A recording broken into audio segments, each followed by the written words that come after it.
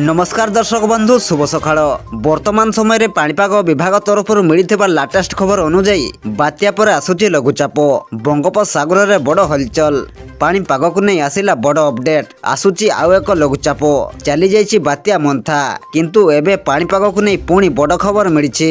तेबे आसंतु नजर पकाइबा पाणीपागर संपूर्ण खबर उपरे किंतु ता पूर्व वीडियो को गोटे लाइक करंतु एवं वीडियोटी को आपण मानक सांगसाथी मानक अधिक अधिक मात्रा शेयर करंतु। जदि आम चैनल आपण प्रथम थर वीडियो देखुछंती ताहले एबे ही चैनल को सब्सक्राइब करी पाखरे थिबा बेल आइकन को प्रेस करी ऑल नोटिफिकेशन को ऑन कर रखंतु जहा द्वारा आगो को पाणीपाग संबंधी लाटेस्ट अपडेट आपण माने सर्वप्रथमे आम चैनल माध्यम रे पाई परिबे। सूचना अनुसार आसुची आउ एक लघुचाप बात्या मंथा पर एबे पुणी चिंता बढ़ाइलानी आउ एक लघुचाप। अंडमान सागर रे एक लघुचाप सृष्टि नहीं पाणीपाग विभाग पूर्वानुमान करिछि।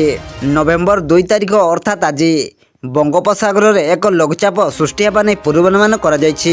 उत्तर अंडमान सागर रे सृष्टि हेबो एई लघुचाप एबे थाईलैंड उपसागर रे घूर्णिबड़ सक्रिय रहितबा बेले आसंता काली ता लघुचाप रे परिणत होई पारे। अंडमान सागर को आसी लघुचाप रो रूप नेबो एई घूर्णिबड़। बड़ कथा हेउछि लघुचाप रे परिणत हेबा परे परवर्ती 2 रु 3 दिन भितरे पूर्व बंगोपसागर को गति करिवार संभावना रहिछि। फल ओडिशा मुहां होई पारे।